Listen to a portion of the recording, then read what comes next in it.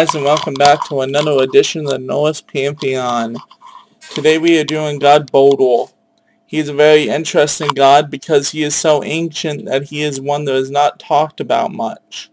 He died before his time to become king of the realms, which would have been the job that Odin has. He was Odin's, I will say it, was Odin's son. So here's his titles, alternate names, and spellings, and symbols. Enjoy.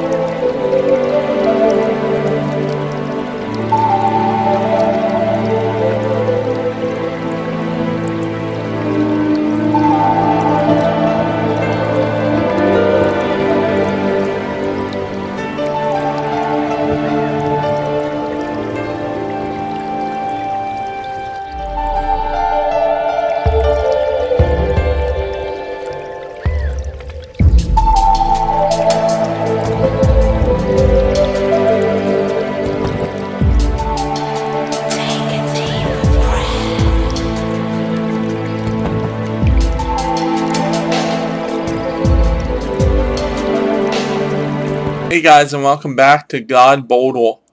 I hope you enjoyed the music. That was actually very good music. It's actually a song about him himself. Another one. So I'm having pretty good luck so far finding music for these guys.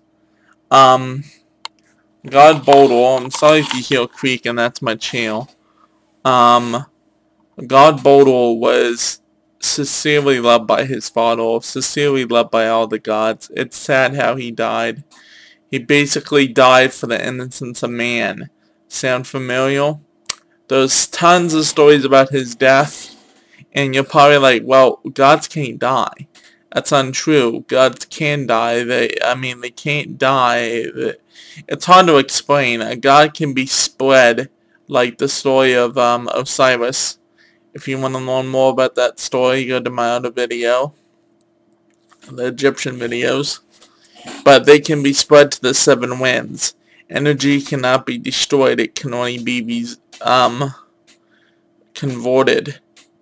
And anyhow, he died. He had many dreams about his death. He was plagued with his dream of death. And there were so many stories about his death, though. So many, I can't pick out one. I looked for them. I couldn't find one. If anyone knows the real story of his death, please post it. That's fine. I'm sorry that I can't really find a good one. Plus, a lot of the stories talk about him being like Jesus. You know, he was Odin's #1 son. His very first son, not Thor, not Loki. He was his first son, his biologically first son. He was supposed to take over for his father in the Seven Realms, which he wasn't able to because he died, but he was still loved because of what he was God of, and of how he treated people. Like I said, he was basically where the Christians got their Jesus from. He had many nice symbols that you saw.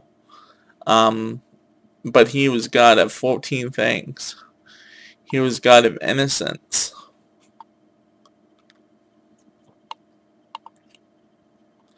God of beauty. God of joy.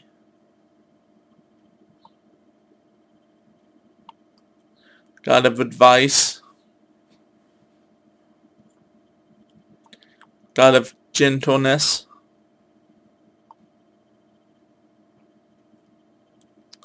God of wisdom, God of happiness,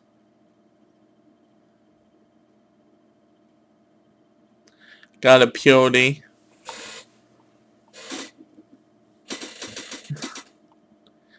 God of peace,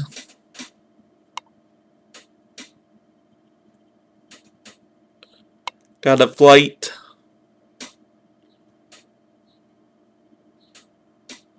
God of reconciliation, which is basically religion,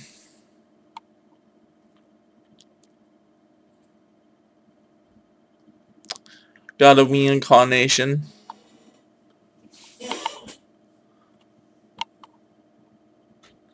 God of harmony,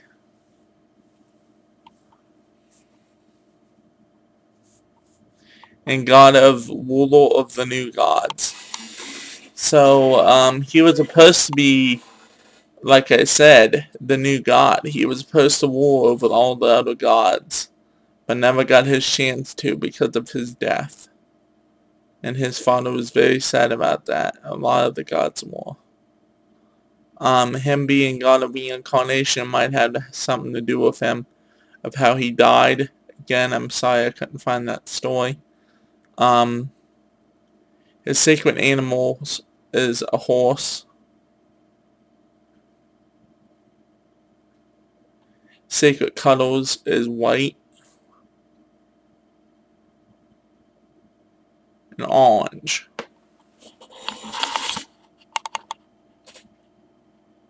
His element is fire.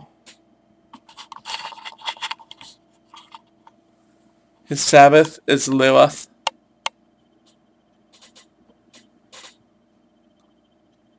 His associated planet is the sun.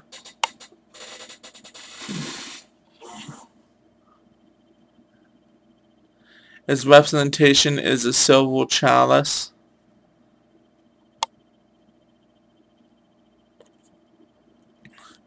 His herbs and incense is all healing herbs.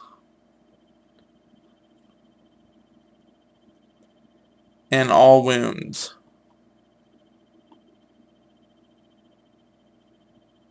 Much like his father, he was going to be God of wounds as well.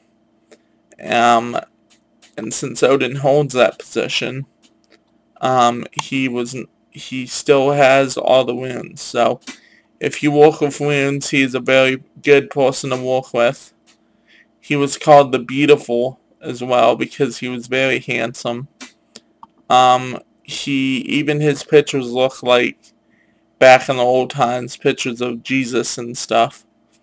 So it's very interesting that that's where they got the Jesus from again. In a way, that's where they got him from. Sorry if you're questioning I'm saying this. This is where the stories come from. And him being God of all these things, like I said, that relates to him being a very kind God, a very lovable God. His sacred animal was a horse.